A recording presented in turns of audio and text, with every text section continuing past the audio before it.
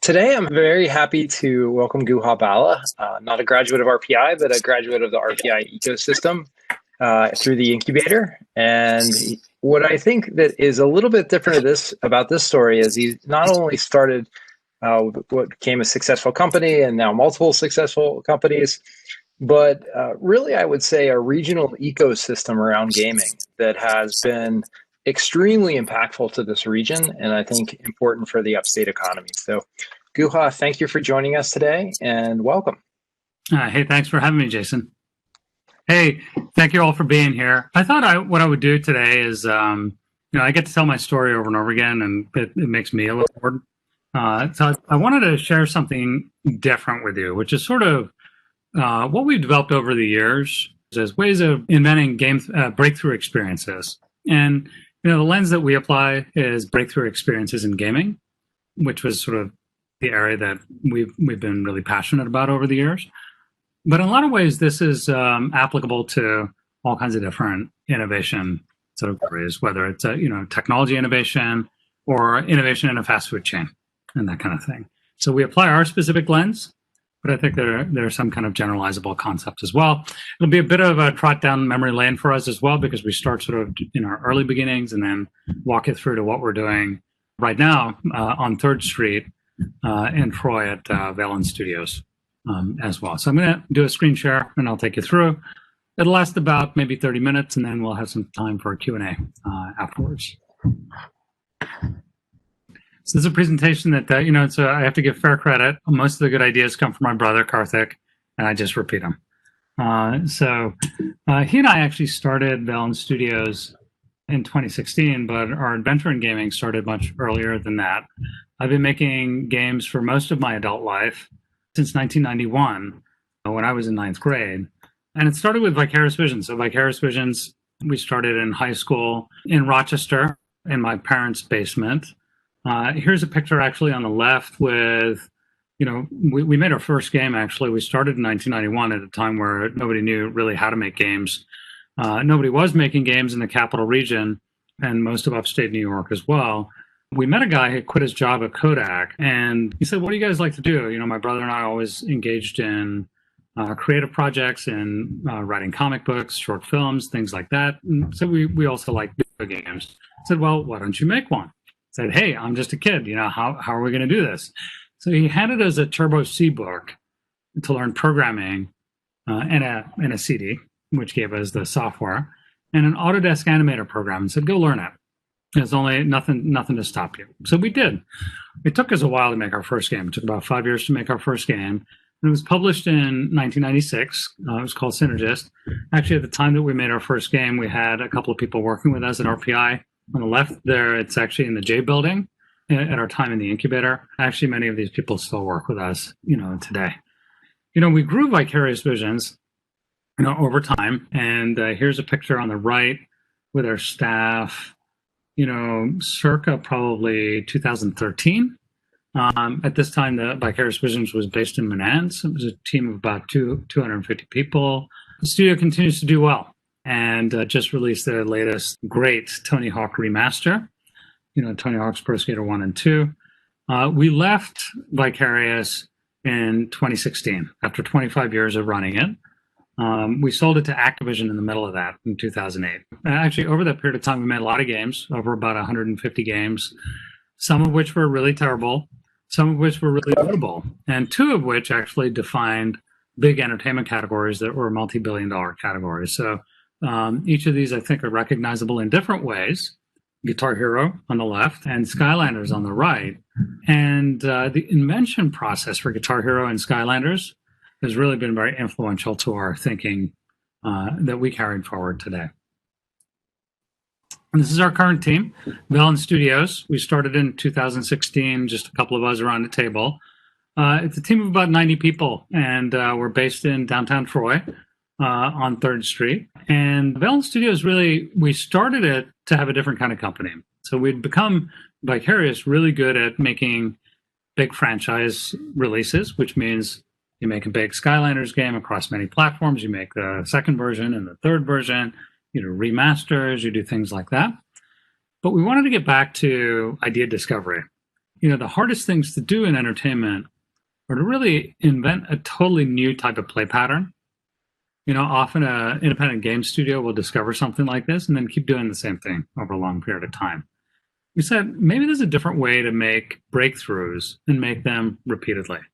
So we started Velan Studios with the idea that we'd have a unique approach to consistently creating breakthrough experiences, really an invention-driven company with curiosity at its heart. So our mission statement was create breakthrough games that are magic. We released the game recently. It does take a while to make them. So we started in 2016. Our first release is in 2020. This game came out October 16th. In case you are not familiar with it, I'll play a brief trailer. It came out at the same time as, in conjunction with Nintendo's 35th Super Mario, our anniversary of Super Mario, or Mario Brothers.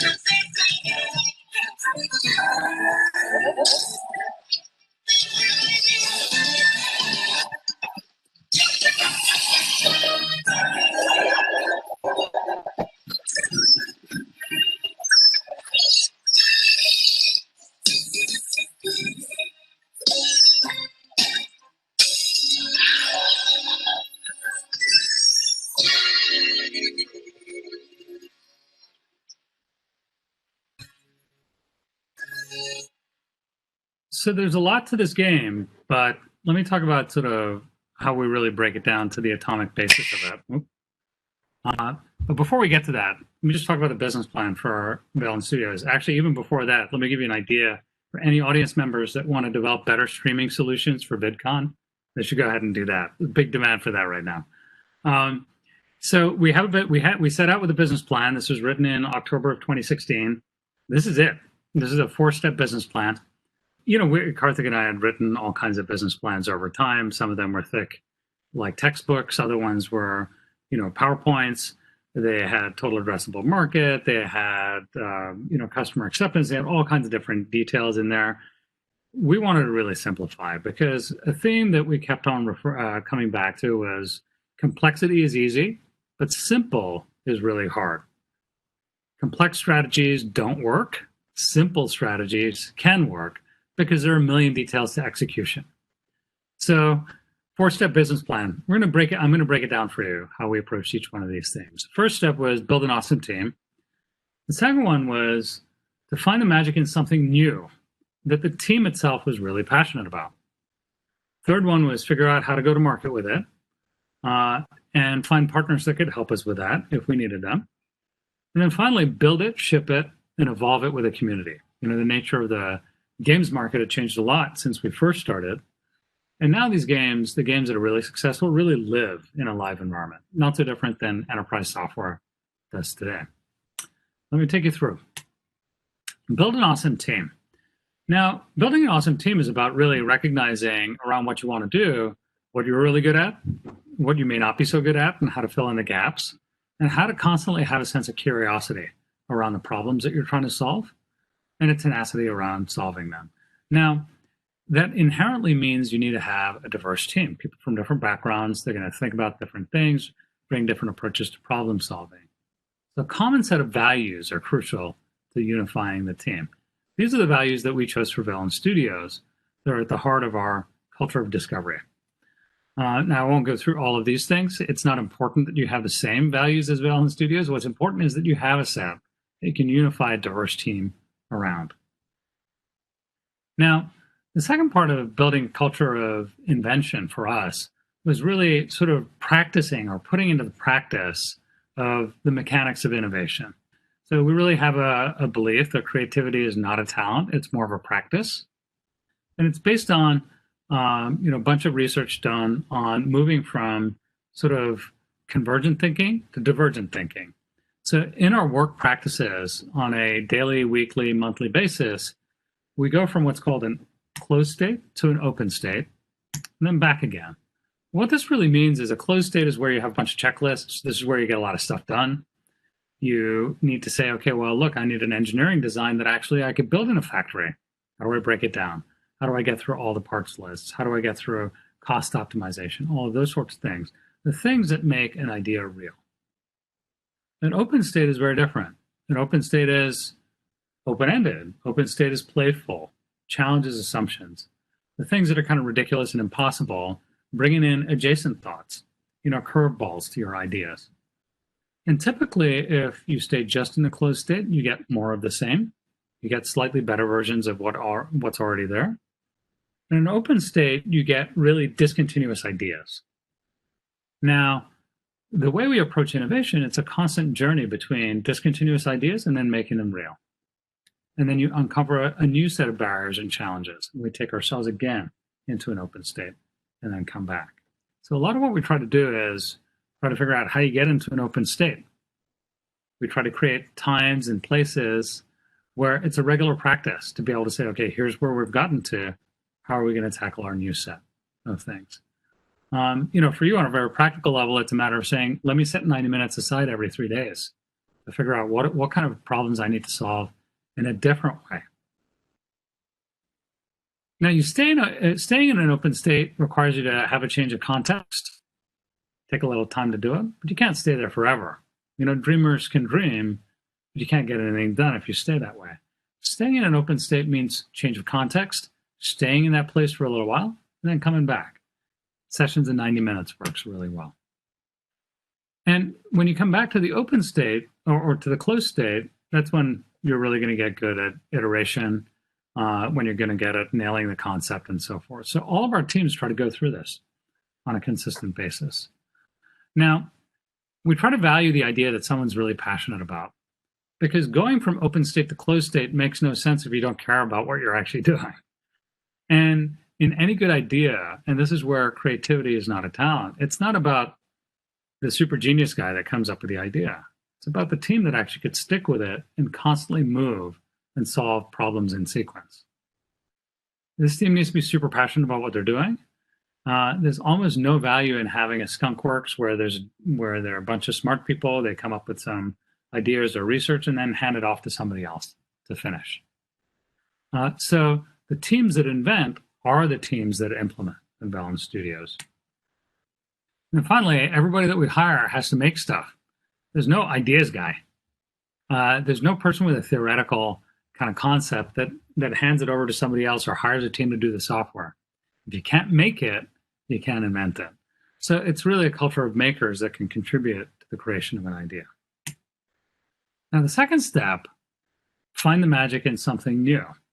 Now, on the left there is Bob Ross, who you may have seen because I saw him on PBS back in the day, or because he is the #1 stream on Twitch these days. Now, Bob, he has a grand vision. He knows the scene he's going to paint, and he fills in the details. A lot of business plans, a lot of pitches and business plan competitions are about, hey, here's a cool idea against a huge market opportunity. we don't really look at innovation that way. We try to reduce ideas to their atomic level. So what we really look for from a game standpoint are moment-to-moment mechanics. What are the things that you do over and over again that can be dramatically improved with this idea or innovation? And, actually a game analogy that's we're really fond of is Zelda. So here's a screenshot of Zelda. It's Link's Awakening, but it's true in any Zelda game. There's a magic in the way he swings the sword and cuts grass. They've nailed cutting grass. So if you look at Zelda, every Zelda game makes cutting grass fun. And they do it differently in every Zelda game. So every mechanic that they take in Zelda, which is considered by many to be really a gaming masterpiece, every little mechanic has a level of satisfaction in its basic implementation. So when we look for innovation, we look for that atomic element, highly repetitive, and you just can't put the controller down. The proof is in the play, and it's in the moment-to-moment interaction. So we look for the simplest of these things. Now, doing something simple is hard. There are examples, but these things are very unusual and contrarian examples. I don't think anybody would have convinced sort of a board or an investor committee that you're going to sell 45 million bathroom scales with Wii Fit. Even Nintendo was surprised. Or that somebody would get up in front of an audience and hold a plastic guitar against a set of fake notes and then sell 30 million units of Guitar Hero. There's no business plan to support this. But at their atomic level, these interactions were super compelling. So something new, really, who is it for? It's probably for a large audience that satisfies a different need. How is a basic experience enough to engage gamers? It's not the complexity that sells these games. And then why hasn't it done before? A lot of reasons why things haven't been done before is because there's a super hard technical problem that hasn't been solved yet. For example, in Mario Kart Live, there are many, many problems that we had to solve to make that game real. In a lot of ways, the simplicity of the thing is very deceiving.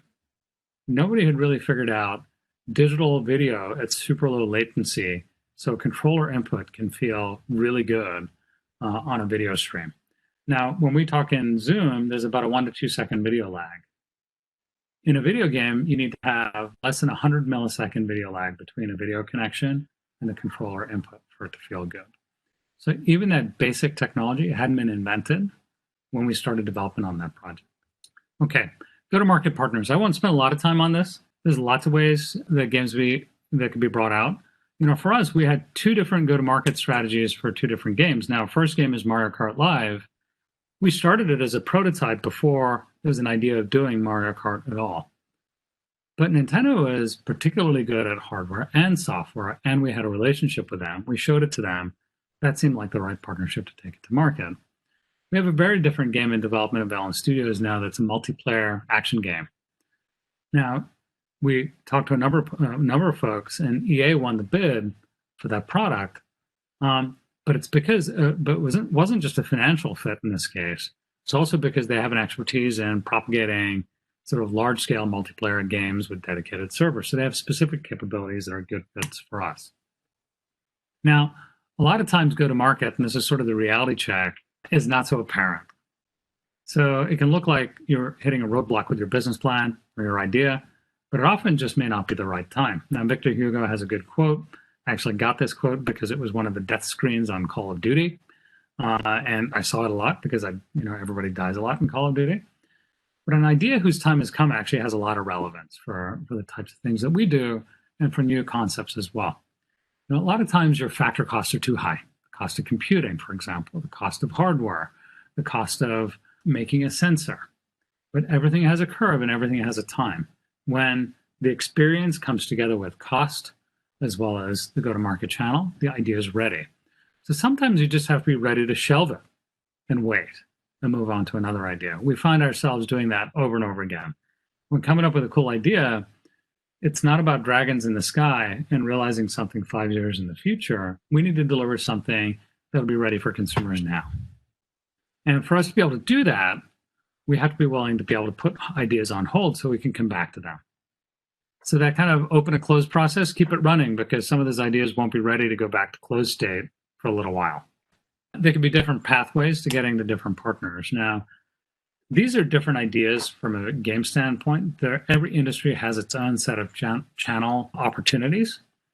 At a very basic level, Kickstarter or Patreon can be very useful for marketing awareness.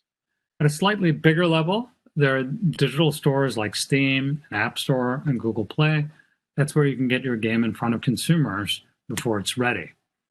Then there's a next level up for independently developed titles. There are independent game publishers that if your title is really super good and super different, there are a number of different publishers that are ready to financially back you for that as well. And then finally, there are large-scale publishers for larger-scale investments as well. None of these preclude you from going to market yourself directly. Actually, what it really means is there's so many ways to market that it's about finding the right fit. Now, step 4, build it, ship it, and evolve it. Do you really know who you're making this for? It's a big deal. And sometimes you actually don't know until you put your experience in the hands of the user. Now, I was asked recently, hey, how do you really know if your game is innovative or not? Well, the litmus test is actually kind of difficult because everybody thinks they have an innovative idea. If you find it hard to describe, and if you find it hard to pitch in a video, the chances are you might have something really original, which means you have to get in the hands of consumers and have the consumers do the talking.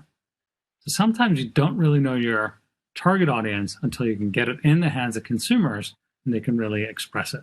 That's really at the heart of build it, ship it, and evolve it with a community. Because you don't really know what you have on your hands until you see it, in our case, played, but in whatever manner that product is consumed. Part and parcel to this is to build it as small as possible. Now, people talk about MVP. It's a bit of a theoretical concept. Scope is not equal to quality, partly because you actually don't know what your audience really wants. And at the same time, there's a lot of forces that make this hard to do. Competition can drive up the table stakes. Everybody's doing something new, so you may need to think that you need to do more.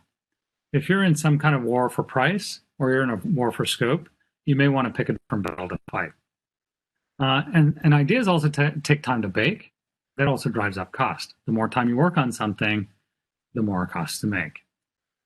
So you need to sell more, and everything escalates from there.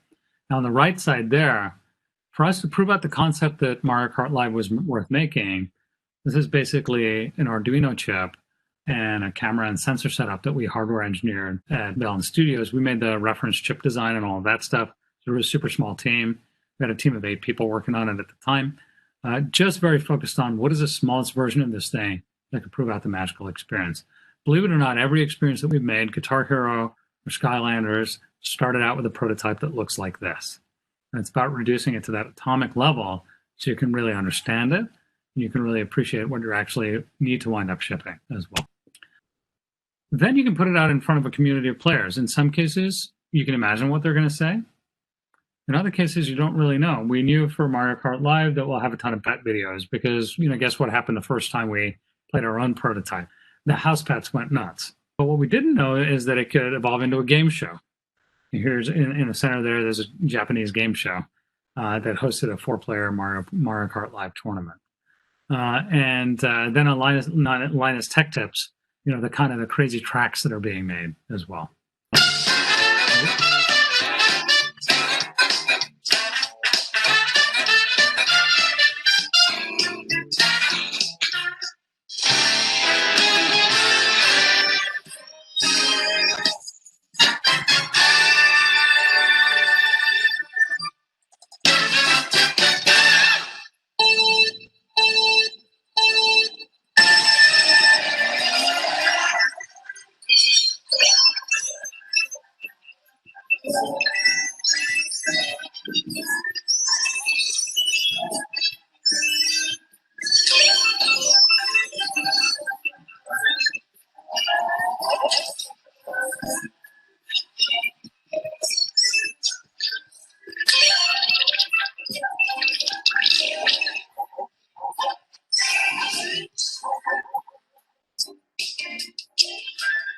That was actually a course that was made to resemble a Super Nintendo course from the very first Mario Kart.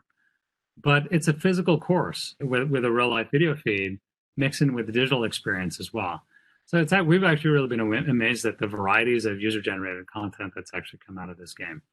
So the audience will surprise you just as consumers always do. Anyway, let me stop sharing my screen at this point, and I'll take any questions. Thank you. That was great to hear that journey. Katrina, why don't you start things off? Hi. So I was wondering what drove you towards game development as opposed to other technology sectors like software development or, just regular app development in general. For me, I wasn't thinking too hard about it. And we thought it would be a cool thing to do. And when we were in high school, my brother and I, when we started making it, we said, yeah, I mean, that's a cool creative project. Why not learn about that? And as we peeled it back, we love to, I'd love to do art. I did all the drawings and hired a team of artists with side jobs that I worked. We learned how to animate and how to program.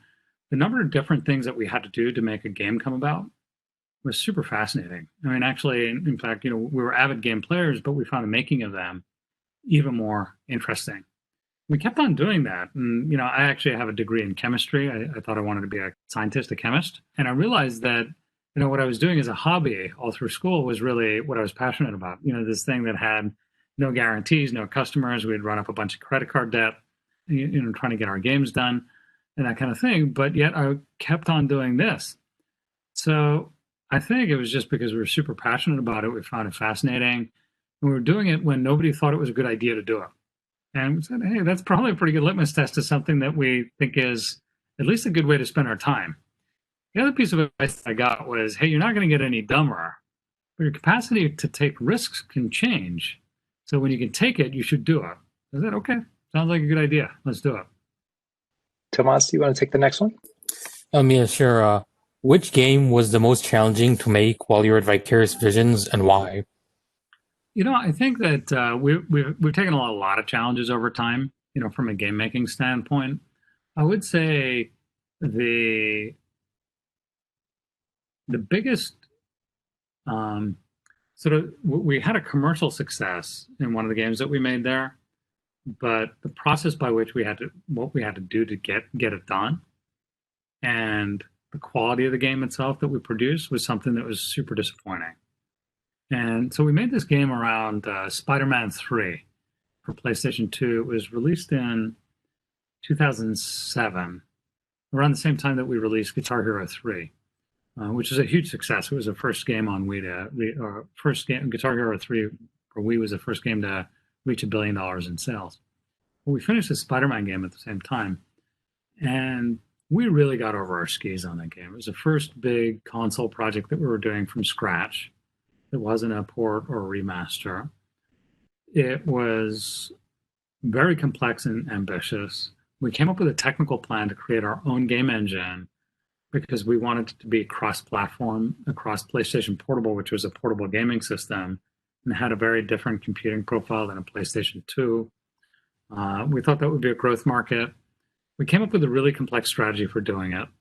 We grew our teams really rapidly, from a team of probably about 20 or 30 people that were working on that project to a team of about 120 people, on that project. And we had a very strict deadline, so it was a movie game. All the marketing is queued up around the release of the movie. You get a lot of collateral marketing when the movie is released as well. So the deadline is inescapable. We're working with Marvel. That was a very difficult licensor.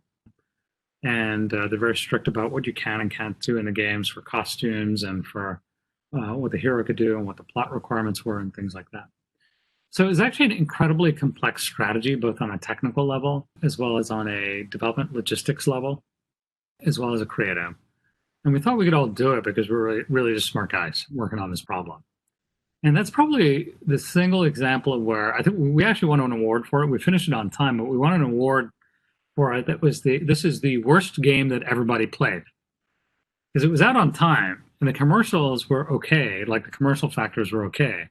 But it was really a terrible, terrible product, probably the lowest rated game that we've made. And it was horrible. It was so dissatisfying. I don't think we were on a 7-day-a-week schedule for about 6 months to get it done. And I was on the verge of burnout at the end of that. And if I look at it, it's really where the lesson of simple is hard, complexity is easy, hit home. You can convince yourself of anything, including an Excel model for a business plan. And you can talk your way into it. But at its core, if the strategy itself and the approach is not simple, the million details of execution will kill you. And that's really what happened there. Thank you very much. So I was just wondering, so you were telling us about all of the teams that you had cooperate with each other and sort of work together, like you had the mechanical team, and then I'm assuming you had like a software team. How many and what types of teams overall typically work on these gaming projects, and how well do they cooperate with each other? That's a great question, actually. We try to keep the teams as small as possible, especially for where you're trying to do new invention. There's a bit of a paradox that you have. If you have a well-established process and you're trying to iterate, you can start really having specialist teams. You know, Skylanders, by the time that we finished with that franchise, we had over 300 people working on a single game release. And they'd be massive productions. We'd have, and in addition to that, we'd have separate companies doing all the movie sequences, and we would have, you know, teams that are working on supply chain. And so it'd be a highly differentiated kind of organization. You can sort of do that if you're not changing the underlying fundamentals, you're optimizing an existing engine or an existing sort of process. So optimization allows you to scale, iteration allows you to scale. When you're really inventing, the size of the team, meaning how small you can make it, really makes a big difference. Because you can think of that process of going from the closed to the open state. You can't do that easily if you're working with large teams. You have to do that with very small teams. So the initial team that made the core game mechanics, the hardware design, the chip design, including camera systems and everything, solving the latency issues, we wrote our own computer vision libraries and mixed reality technology. The fundamentally different paradigm with Mario Kart Live. With phones, you have ARKit, and with wearables, like ARKit, for example, for Apple, and with Google Glass or HoloLens, the actual processing is co-located with the camera system, so changed a lot in terms of the actual data transfer speeds. We were doing it on remote systems, which actually is a really powerful concept, but a much more complex challenge. That initial team was only 8 people, but it was the right 8 people that were both passionate about the problem and had the right skill sets to solve that problem, set of problems as well. That grew into a maximum team size of 17 people. Now, it was fun actually when we were talking initially with Nintendo, and you know, we showed our demo to them, and we're talking through with their top technical people. They brought in, you know, all the different hardware teams and other things like that to experience it, and they said, "Well, how big is your team at Velan Studios?" And at the time, Velan Studios was about 30 people. And so we said, "Well, the Velan Studios is about 30 people," and they said, "Oh, your hardware team is 30 people," and I said, "No. Velan Studios is 30 people. The team here is 8 people, and we did all the hardware and the software." It's actually not to toot our horn. It's to say that you can get any of these problems could take 100 people, but if you simplify it sufficiently, you can get it into a very small compartment. So that simple is hard really hits home here because it's really core to our creative process. You've seen a lot of change in the gaming industry. It's clearly one that's dominated by some platform economics and network effects and things like that. You've seen entry by large players like Google and Apple into gaming recently. What do you see as the next 10 years looking like for these types of platforms and how people are going to access these games? Is there going to be more unification, more big winners or other things? Well, I think we'll see, Jason, we'll see a huge variety. What we're seeing right now are, 1 or 2 person teams with a great idea. They launch just a PC only release on Steam and they make a great living. We see, large releases like Call of Duty that are really literally 1,000 people working on a project and reaching massive scale. We see people like Google coming in with Stadia, and it's not quite magic, It's a technical promise, but it's not quite magic. And so the adoption rates are low. And, when people have been saying cloud streaming is right around the corner, why in the world is Microsoft releasing a box? And they released it on Tuesday, or PlayStation releasing one tomorrow. So I think we see a huge variety. The opportunity is really people doing things that are different. So it is a winner-takes-all market if you're trying to do more of the same. Meaning, you have a novel experience and you have an audience. If somebody else comes up with exactly what that is, but slightly different, the audience might not be ready for that. They may be perfectly happy with what they already have. When we enter with a new multiplayer action game, we don't want to be we can't offer just another battle royale game. There are 3 or 4 that dominate the marketplace. Customers have their fill, but they're looking for other stuff too. And so it's really important to keep in mind different matters in this. So scale can be achieved. You can get games that really can scale into very big things. You can get games that serve niche audiences and make sure that the cost is in line with the audience size and what you're doing. So 1 or 2 person team can make a really amazing living with a niche product. Having it be differentiated makes a difference. Having it be really good is another one. There's really no demand for okay games. Okay experiences really, and what okay means is a little subjective. So if it's a non-traditional game, typically Metacritic ratings are not a good metric for quality. But if you have something interesting, quirky, but not that entertaining, you're in trouble, let's say. Julia? You mentioned that you come from a chemistry major. I was wondering, for a gaming company, you must need to hire a lot of C++ programmer, if not mistaken. So how do you make your decisions or doing the code optimization? Yes, we didn't hire any chemistry degrees after me. So I'm the only chemistry major in the company. We do have some English majors. But at a basic level, there are skill sets that we look for when hiring. Many of our people do have computer science degrees. Most of our engine people work in C today because it's even lower overhead than C++. But C and C++ is really sought after, for what we do. But it's different based on the actual area that we're working on. So we have web services that we work on. We have cloud services that we work on too for different aspects of game development. That's all on the computing side.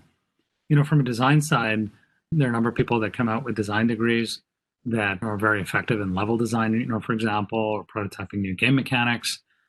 On the art side as well, most of these people come out with BFAs from school. But almost without an exception, most of our people have done side projects and can make stuff. They've shown us they can make stuff. And so that shows us 2 things. One is they have a passion for the work.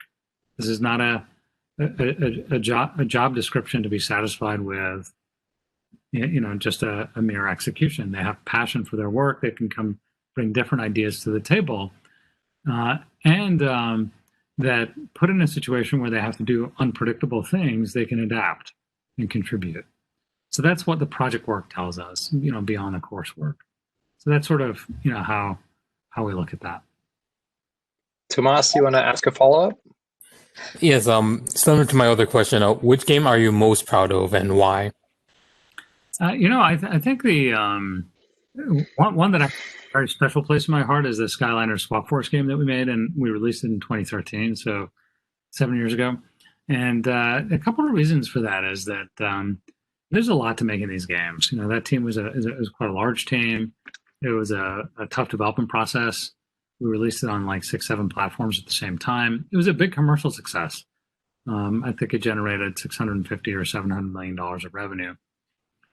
But the thing that I'm proud about that is that the idea of innovation, again, was reduced to very simple factors. We couldn't figure out, it's a game where you can configure your own toy. And it was a bit of a creative exercise, so you can mix and match parts in the Skyliner. But what made it all come together was, I was at the Museum of Natural History in New York with my daughter, my older one. My younger ones weren't born at the time. And she was playing with a bunch of neodymium magnets in the store. And they just went clickety-click. There was just a big satisfaction and clicking them. And there was a very powerful repulsion for like polarities. We said, wait a second, if we can actually adapt this magnet system to the way that the Skyliners fit together, we can actually make the simple click of mixing and matching highly satisfying. And we can also make it orient the right way so it didn't make it really janky experience. So that's something we were struggling with up to that point. Now, one thing leads to another, and it actually became a very complex problem because we had RFID chips that needed to talk to each other on the top and the bottom parts. And the magnetic field interferes with the actual chip communication. So we designed a horseshoe magnet configuration that actually had an EMF that'll allow chip communication unimpeded. We're able to patent that as well. Now, the point is not about the horseshoe magnet or about the specific magnetic configuration. It's the notion that insights can come from anywhere. And it has a powerful kind of knock-on effect for the way you problem solve. And it really manifested in a really fun toy and game experience as well. When it all comes together and looks simple, it feels really good. Last question we've been trying to ask all the speakers. If you were a freshman at RPI today, what about gaming would get you most excited? If you were just getting started out. For me, well, I've been in that situation, let's say. And for me, the most empowering thing right now is that there are so few barriers to learning how to make good experiences. The only barrier is how much time you put into it and how good you are at finding partners to work with you. So I've never experienced a time where the barriers are so low to do something great, and where it's only really your own sort of devotion to what you're doing that's the barrier. When I was doing it initially, there were no game engines. There's nobody doing it. Nobody took it as a serious job even. I think Karthik was asked when he was an undergraduate at RPI by a CS professor, what does computer science have to do with gaming? And he was a CS major. So there wasn't even an understanding that this is a real thing. The opportunities today are just unbelievable. All right, let's everyone give Guha a hand. Yeah.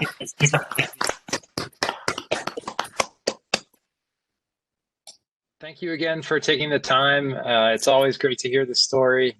You've had such an impact on this region, and it's really nice to see this. The more recent launch of Mario Kart. I think that that's going to be continually an impactful component of this, and look forward to seeing what's next. Okay, awesome. Thank you, Jason. Thank you, Kelly. Thank you, Clint. Thanks, everyone. We'll see you next week, and hope you have a good rest of your week.